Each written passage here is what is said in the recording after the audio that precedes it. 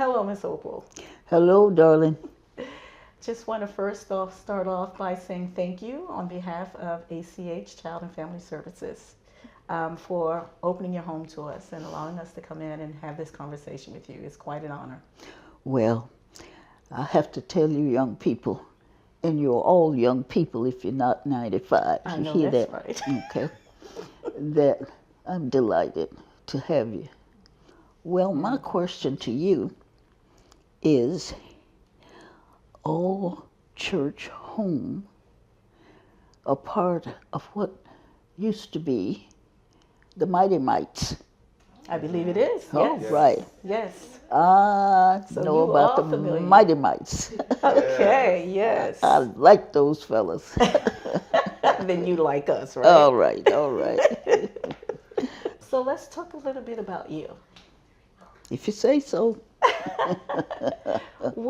I understand that you were born in Marshall, Texas. Yes, Yes. in 1926. 1926. Yeah, I'm 95 and pushing for 96. Okay. So what was it like back then, living in Marshall, Texas? So help me, I tell people, I didn't know what a white person was like. We had a man who would come around, he was called the L.B. Price man, and he sold everything out of his car, kitchenware, clothing, bedding. Only somebody I saw that I considered white, but And then at the end of our street, University, past Wiley University, and the street University, was a huge store. It was called Moranto's. Okay. And so the people who ran that store, it was a family. I guess they were white.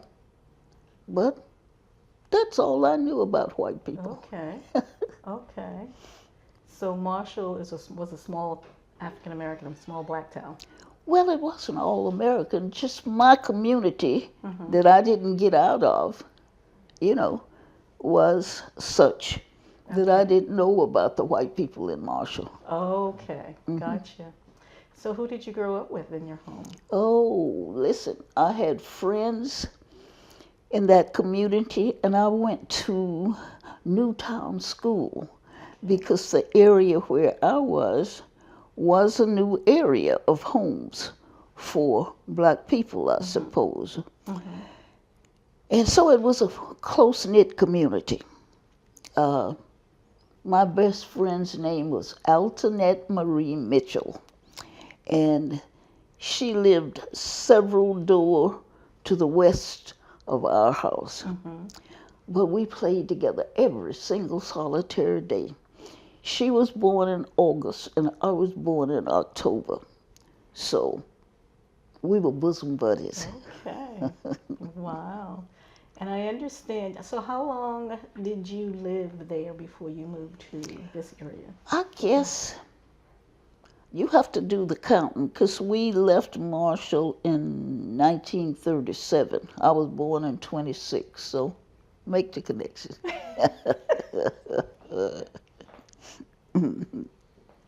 And when you moved to Fort Worth, was it Fort Worth you came to directly from there?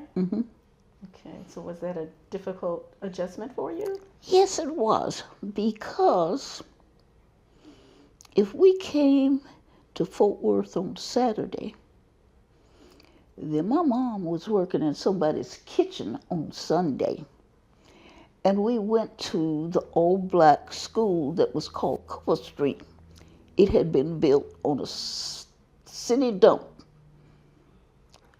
And it was more or less buildings that were not in good repair, let me put it that way. However, they did build a brand new school years later, and I taught there. Awesome. They changed the name. It was called Amanda F. McCoy for the very first principal that it had. Oh, okay. So I went to Cooper Street School that's name changed to Amanda F. McCoy. And then you end up teaching there. Wow. taught third grade 8-year-olds so long that I was beginning to act like them. So they gave me another position.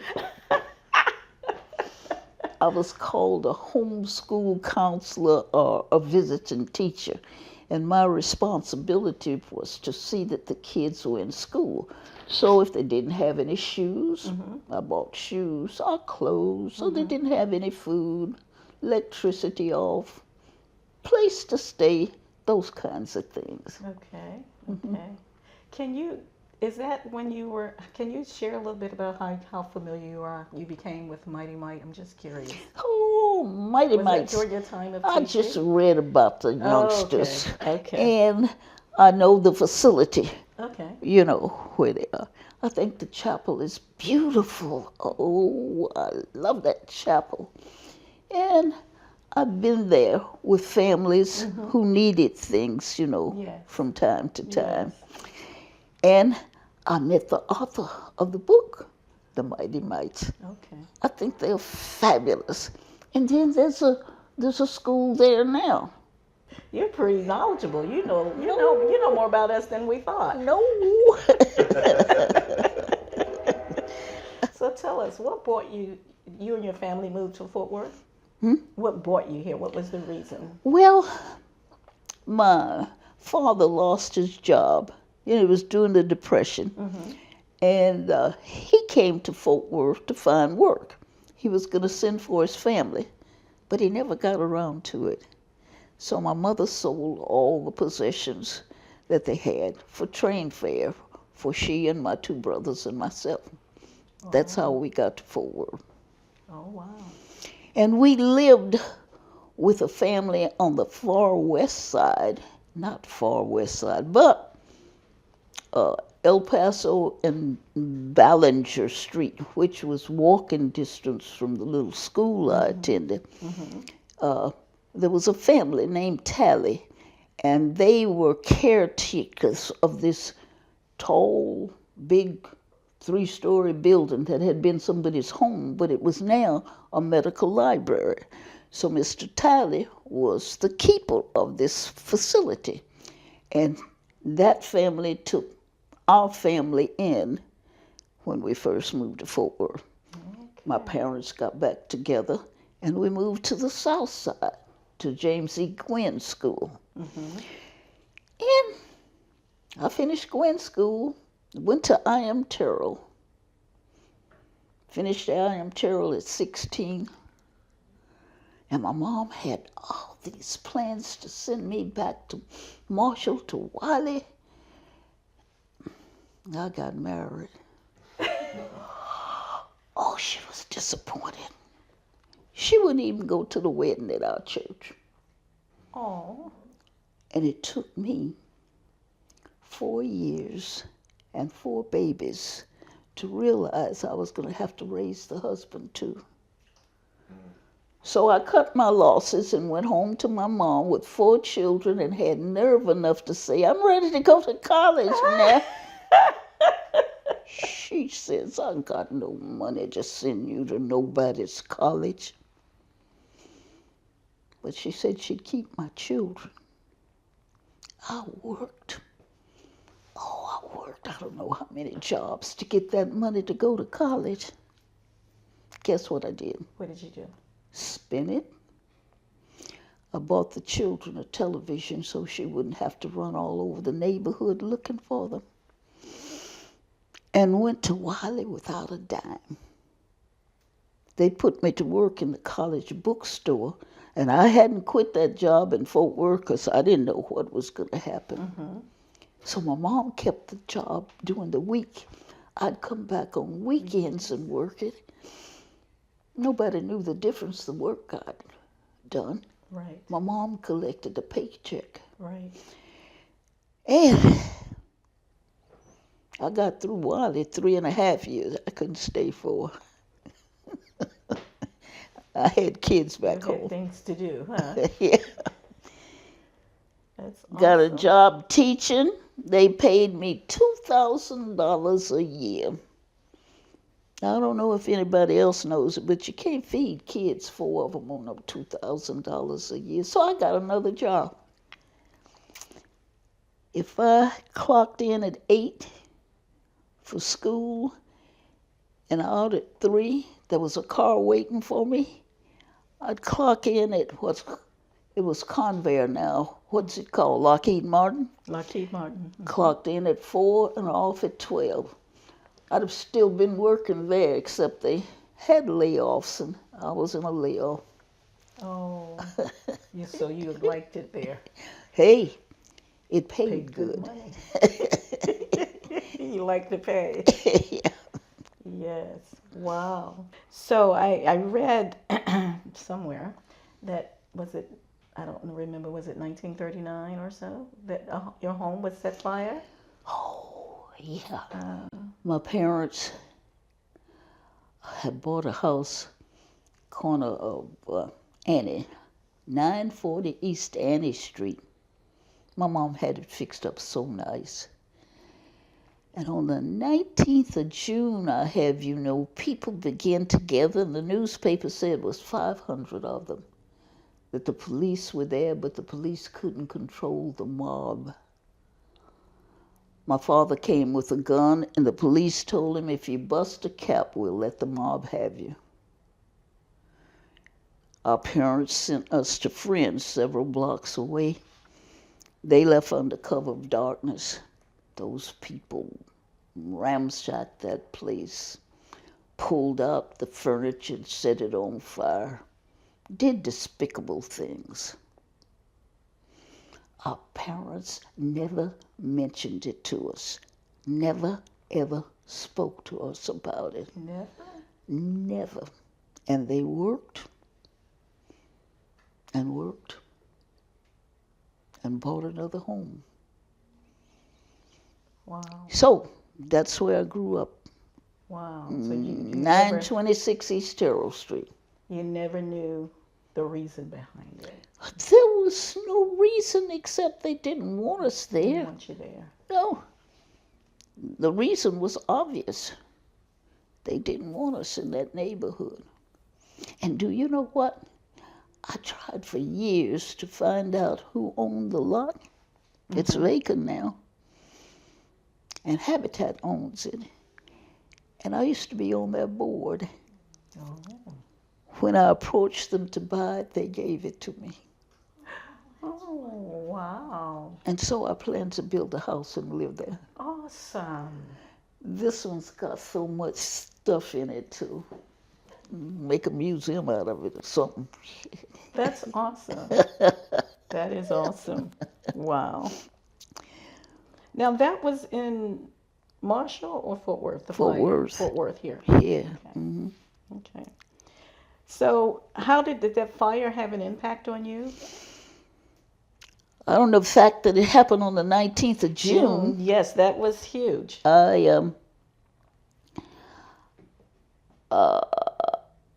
In Marshall, we did Juneteenth. We'd go to the fairground, and there'd be music and food. There'd be ball games and food. People would have speeches and food and food and food. But when we came to Fort Worth, people sort of celebrated Juneteenth with their own families or small groups. But I met Lenora Rolla, tall, straight, in her 90s, didn't wear glasses. And Fort Worth had asked her to collect the materials that told what blacks had contributed to the growth of Fort Worth. She could find absolutely nothing written. And so she started the Tarrant County Black Historical and Genealogical Society. And I was a part of that. And one of its programs was Juneteenth. Okay. Now, I remember one that we had at Little Sycamore Park. The paper says in a 3-day period, 30,000 people, 10,000 people a day attended. We took exhibits from the Historical Society to the park, but I don't think many people bothered to see. It was festival, and we were having such a good time. And the park closed at 10, and what they did was to pull a plug, and we all knew to go home. The lights were out. Except this time, I got on a flatbed truck and put that. We partied till dawn. That's only one reason why we love you. Oh, That's awesome. but you need to know that the Juneteenth festivals came about when the enslaved were freed. It seems General Gordon Granger made his way to Galveston, Texas, with some several thousand colored troops. Now, President Abraham Lincoln had declared all slaves were free January 1863. Mm-hmm. But in Galveston, the plantation owners refused to accept that. And so they still had people who were enslaved. In June the 19th, 1865, when Gordon Granger had this General Order number 3, and he read it that said all slaves were free, and then he nailed it to the door of what's now Reedy Chapel, African Methodist Episcopal Church.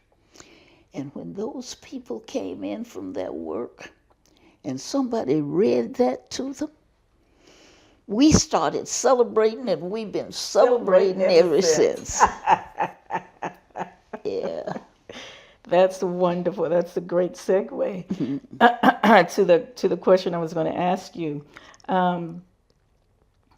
Why do you think it took 2.5 years after the Emancipation Proclamation before they knew? The owners, the plantation owners knew, but they were refusing to abide by the law. That's why it took so long. And the enslaved had what they call watch night services. New Year's Eve, they would wait and watch and pray for freedom. Pray and pray and wait, waiting for freedom. And it came on the 19th of June, 1865. I think about it, and I wonder, and I know that there were people who didn't wait. Mm-hmm. There were people who left the plantations just as soon as they could. Yeah. The Underground Railroad was available. Yes, ma'am. They found it. What some don't know was that there was a Southern Underground Railroad into Mexico, because Mexico had abolished slavery a lot more years than Texas, a long time before Texas. Wow. And so the slaves would go through that Underground Railroad to Mexico, and they were free. Now the story is that, I don't know whether it was Sam Houston or Stephen F. Austin, where they have this huge statue of the man on the highway from here to Sam Houston. Sam Houston. Well, that old boy had slaves, and they ran away, and he went to Mexico to get them. But when he got there, they were free, and he couldn't bring them back. Now, I don't go for people tearing down statues and things, because you can't erase history. Right. But I want that statue to say, I tried, but I failed.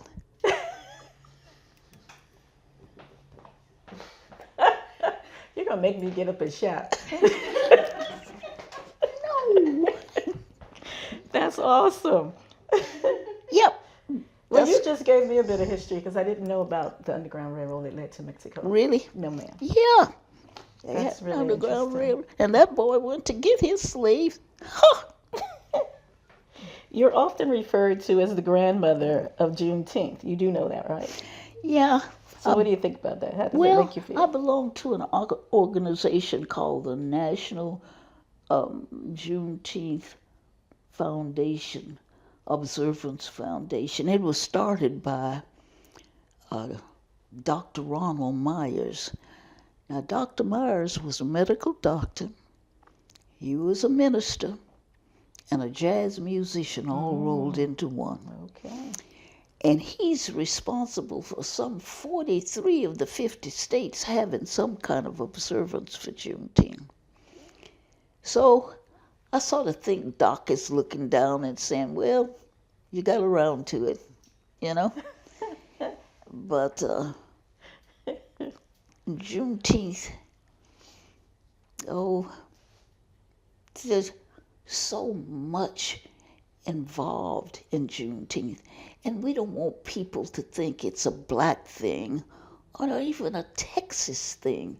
It's a freedom thing. Wow. And I want people to realize that we should really be celebrating from the 19th of June to the 4th of July because we weren't free on the 4th of July. However, things are looking up.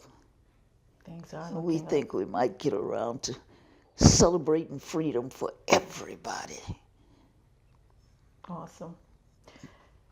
So you just led to something I wanted to ask, because there are some that really think and don't understand or not very clear that Juneteenth commemorates the freedom of slavery in Texas.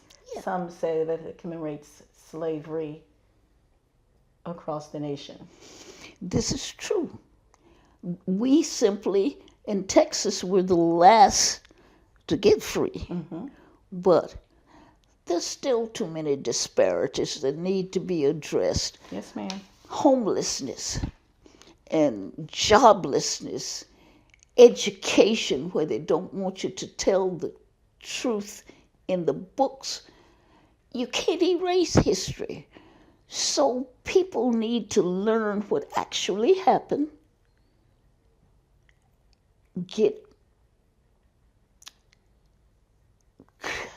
I would say, learn from it, heal from it, and be sure it doesn't happen again. Mm-hmm. So I walked Yes. to make Juneteenth a holiday, a national holiday, a federal holiday. Yes, you did. So I tell them I'll keep on walking, I'll keep on talking. This is just great. You could have just wrote the script because you just keep on talking about it. You just lead me right to the next Told question. you I was. This is awesome. So, She's done this before. yeah. When did you start the journey? What happened? I'd raised a family. I'd gone to universities. I got degrees. I'd been a good church member. Mm-hmm. I had helped start a food bank where we service some 500 families a day. But I had the feeling that I hadn't done enough. And so I gathered some people at my church, my pastor, the musicians, a county commissioner, a school board member. I don't know how many people, and they gave me this send-off. Mm-hmm. I decided that if a little old lady in tennis shoes walked from Fort Worth, Texas to Washington, D.C., somebody would take notice.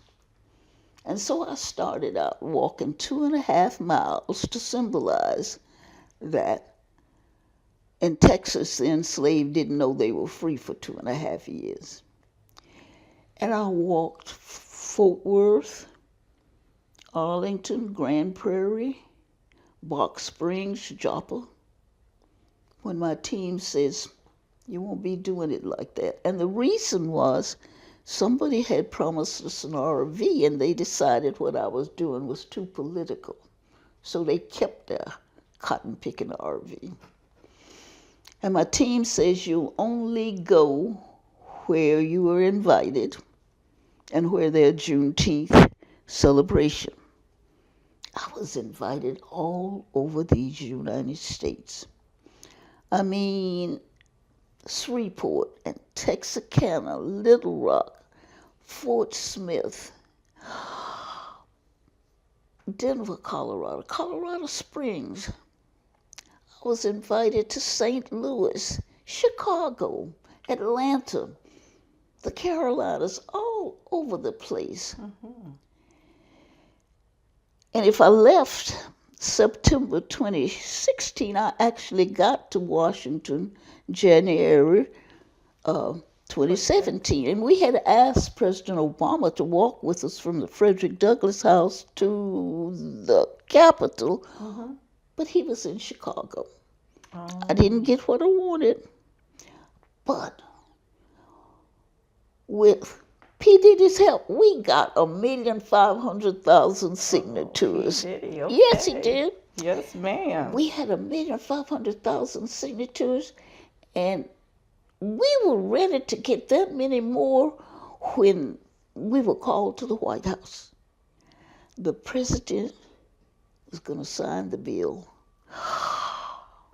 Oh, I tell you, I don't know how to tell you how wonderful that was. I wanted to do a holy dance. I read that. I was going to ask you about that.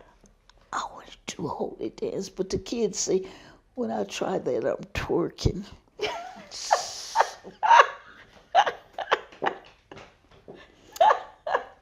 But he gave me one of those pins, and we still have it. Was there ever a time where you wanted to give up Not during this really. whole journey? Listen, I had grandparents, my mother's parents, Mm-hmm. my grandfather. When he started something, he finished it here. And that was my mom, too. She didn't give up. And so it's just in my DNA. All right. All right. You don't give up. Okay. And I want young people to know that there are things that you start, if they are right, if there are things that you're passionate about, then you must continue to do it. Yes, ma'am. And especially if it's something that's going to benefit you, your family, or the people in your neighborhood, or in your city, state, and don't give up. You're going to have bumps in the road, and sometimes they feel like mountains you have to climb. Yes, ma'am. But whatever, you got to keep it up. Keep going. You got to get to the finish line, That's I right. guess the kids should say. That's right. Wow. So, what impact did the walk in 2016 have on the passing of the bill? Well, it garnered more people. And I think some of them might have called around to the White House and whatnot and urged them to pass that bill. We had some setbacks. There were those who felt like it shouldn't be passed. Yes. I mean, there were times when it should have been passed when it wasn't. And then to have it passed and the president make it a law, as the children say, that was off the chain. Yes, it was. Wow. Okay. So, what immediate thoughts? What are your immediate thought? What was your immediate thought when it finally passed? When you were there, Yeah, you witnessed it. I was happy as all get out. But I also realized that we can't rest on our laurels. Yes. we have too much more to do. Yes, ma'am. And I'm wanting everybody to know. I want them to make themselves a committee of one. You can't wait for the government. You are the cotton-picking government. So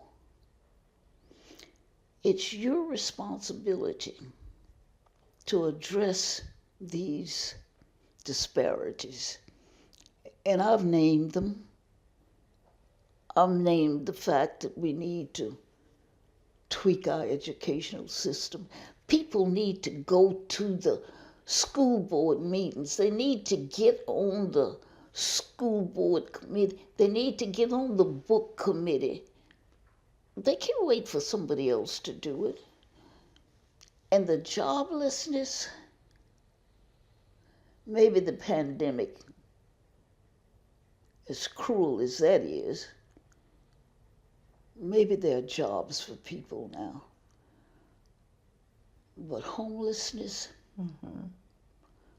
all these things need to be addressed. And we can do something about it.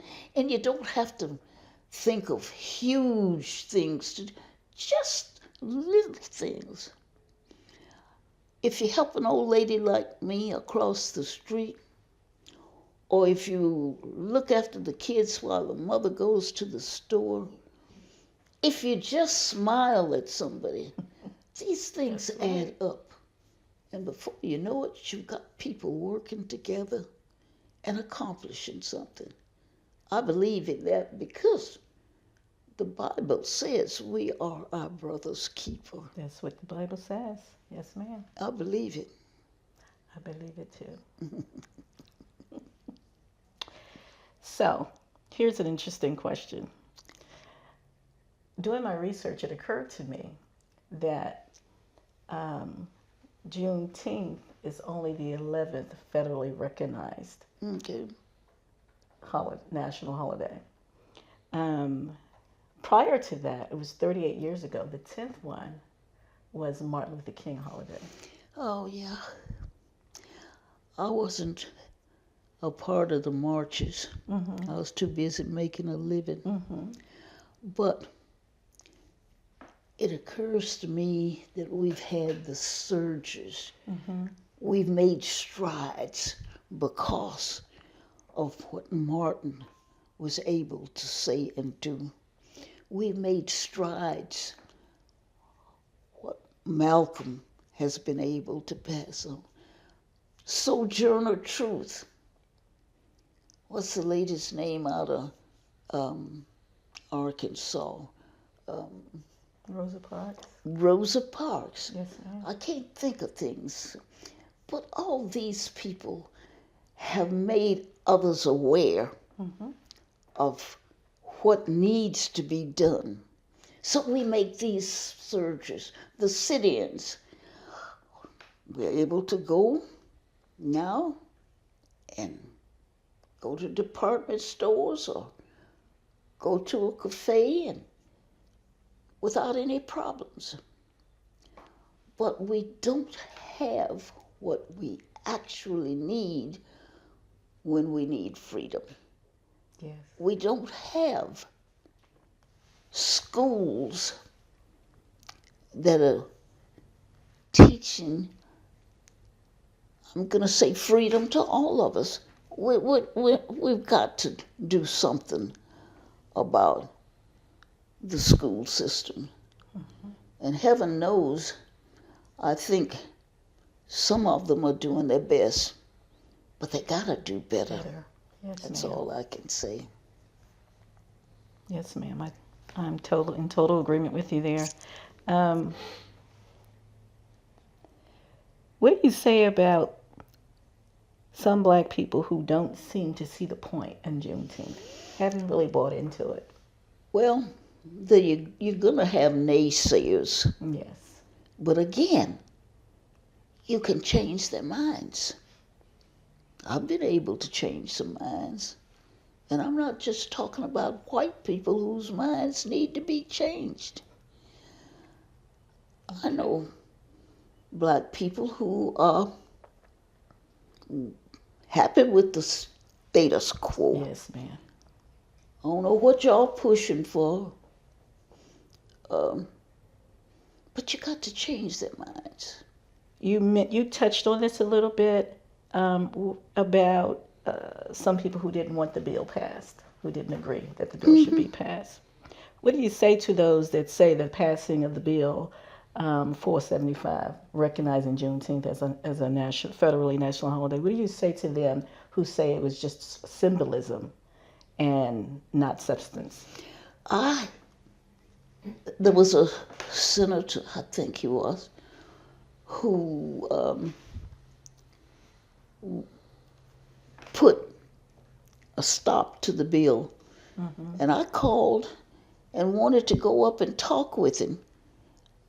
Of course, I never got an audience with him, but I believe I could have changed that man's mind.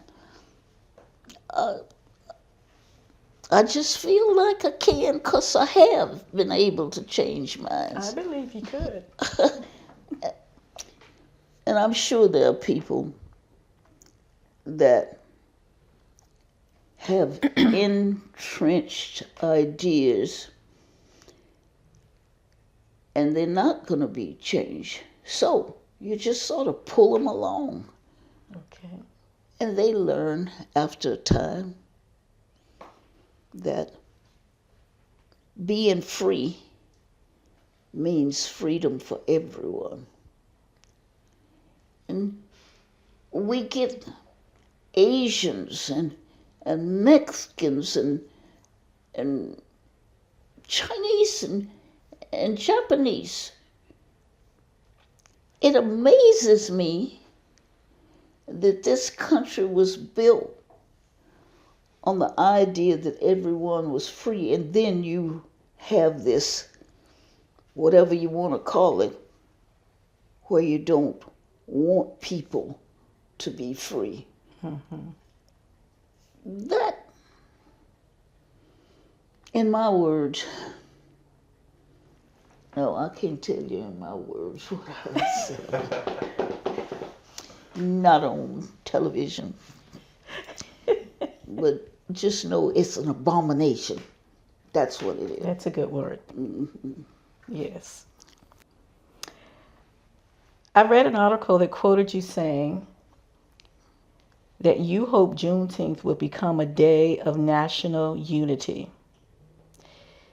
Do you believe that the passing of the bill is an indication that we're heading that direction, or? Yes. Okay. And I want them to understand that a festival is not all of Juneteenth. Now, we were having a big parade for virus. We haven't had a parade. We have what's called a caravan. And I walked 2.5 miles downtown Fort Worth to the Will Rogers complex. And I thought maybe 10 or 15 cars would follow me. 300 cars followed me. Wow. 300. So now, this year, we've got this caravan, and if we start at 10 o'clock here in Fort Worth, in California, they start at 8, Philadelphia at 11, and Atlanta, I think, might be the same time as Philadelphia, and it's going to be broadcast simultaneously for people all over the United States to be a part of what we are doing. So people have to realize that Juneteenth is more than just a festival. And that unity, from what you're describing, unity looks all kinds of different ways. That's true. That's true. That's true. Yes, that's awesome. I'll be so glad when everybody understands what freedom means for all of us. Well, I think we're about ready to wrap things up. This has been absolutely incredible. I have one final question for you. You seem like you're pretty busy. Okay. So Juneteenth is now a federally recognized holiday. Got that accomplished. What's next? Well, like I said, there's plenty to do. I think I'm going to wrap myself around education and see if we can't get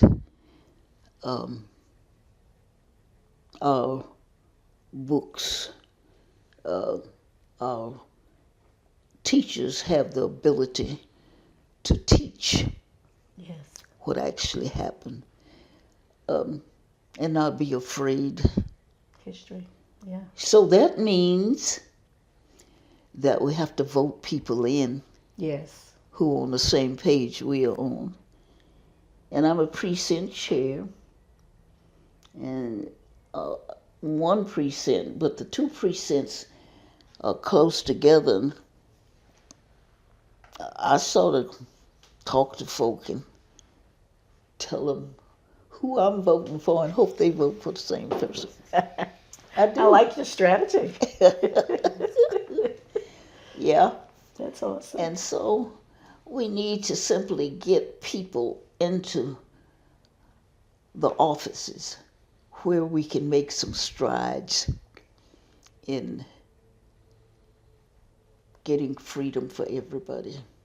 And it's going to take all of us to do it. Yes, I ma'am. keep saying that. Thank you for having me. Thank you for having us. Thank you for this wonderful opportunity. This has been wonderful.